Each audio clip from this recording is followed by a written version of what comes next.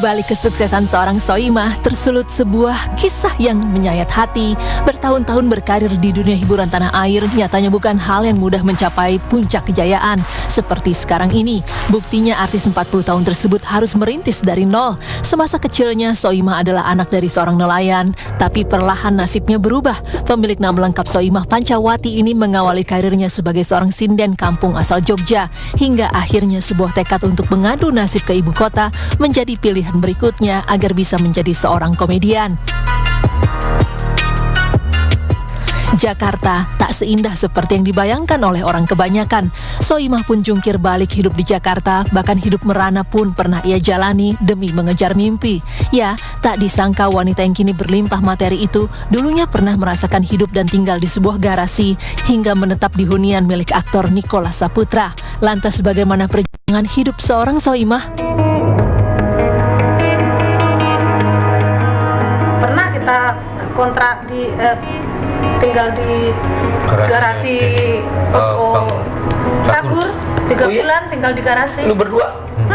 Tinggal dipinjemin sama Bang Andi. Almarhum Andi.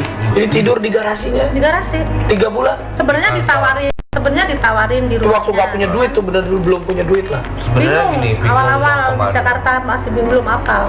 Awalnya dengan bangganya dipinjemin Nicholas apartemennya, Nicholas Saputra.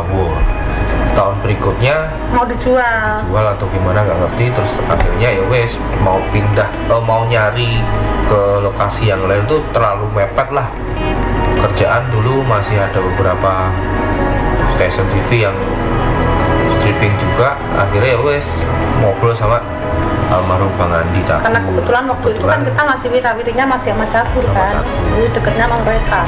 Terus mau dipinjemin rumahnya, apa tinggal di poskonya.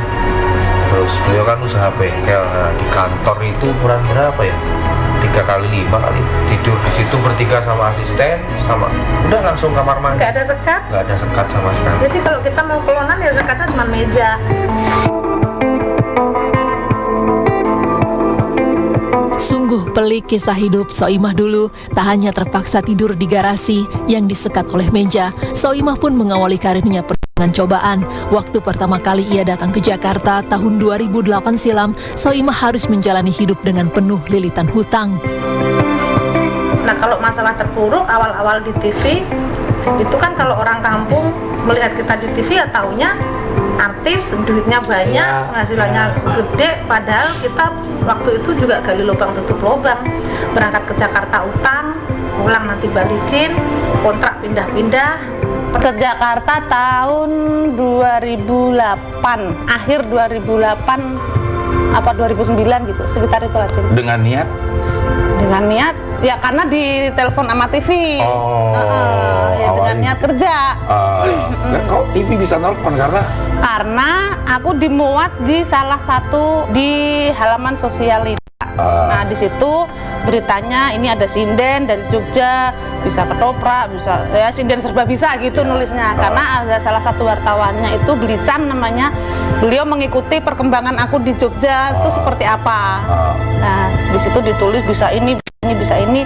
Akhirnya ada beberapa TV yang langsung telepon tuh. Sepenggal kisah yang diceritakan Soimah ini sungguh mengiris hati. Namun Soimah yang sudah tahan banting justru menceritakan pengalaman pahit hidupnya itu dengan begitu santai. Dan siapa sangka ketegaran dan kekuatan Soimah sekarang ia dapatkan berkat didikan orang tuanya sejak kecil. Nah sebenarnya mau dibilang susah-susah banget itu sebenarnya enggak.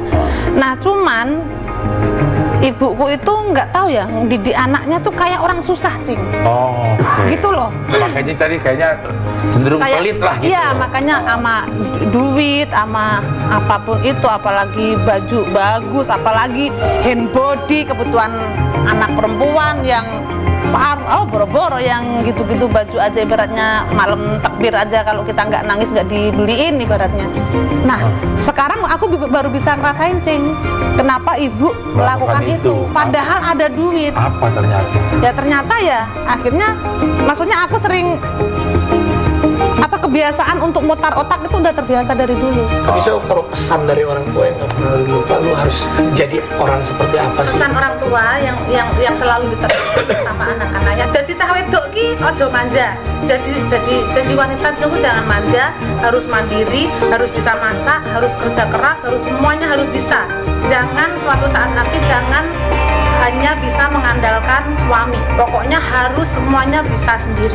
Itu yang selalu ditekan. Makanya kalau nggak ada anaknya ibu yang nggak bisa masak, nggak ada anaknya ibu yang nggak bisa semuanya. Semuanya harus bisa.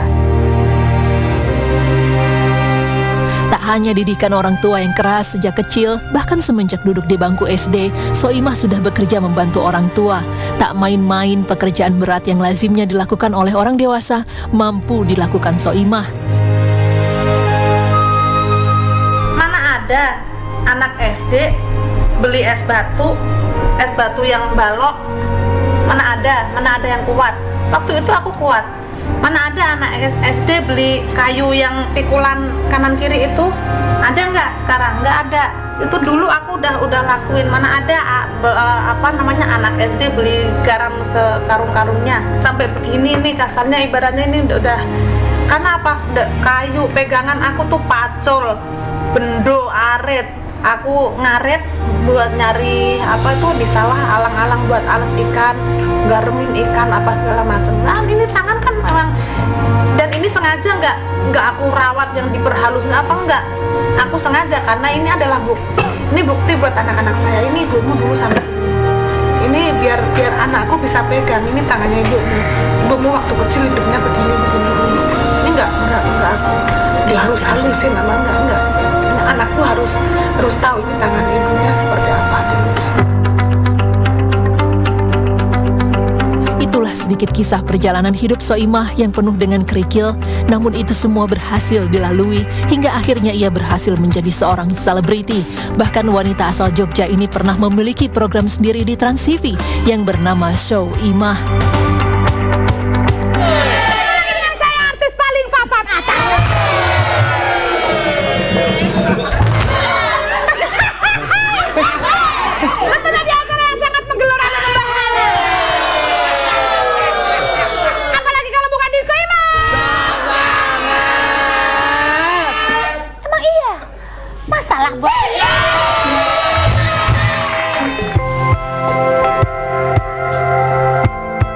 Sejak saat itu nama Soimah terus melambung hingga kini ia pun terus dicintai oleh masyarakat berkat ciri khas yang ada padanya.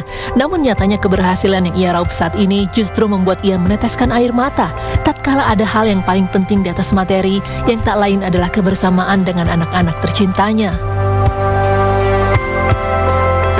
Pengen mendampingi anak-anak sebagaimana ibu rumah tangga yang lain.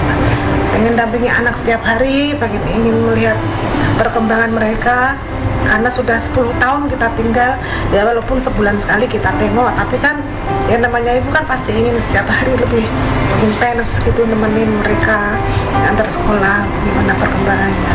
Itu yang pertama. Yang kedua, lihat aja dulu supaya masih bisa kerja apapun, nggak harus kerja di Jakarta. Saya tuh kalau misalnya nggak kerja di Jakarta pun juga nggak apa-apa, kerja di kampung nggak ada masalah. Saya tuh kaya juga makan nasi, gempel juga makan nasi, jadi aku nggak pernah takut untuk kerja apapun gitu. Jadi, aku nggak punya hidup tuh nggak punya keinginan yang muluk-muluk. Standar aja mah, kan harta juga nggak dibawa mati, yang penting bisa ninggalin anak itu aku udah cukup, bisa nyenengin semua keluarga itu aku udah cukup.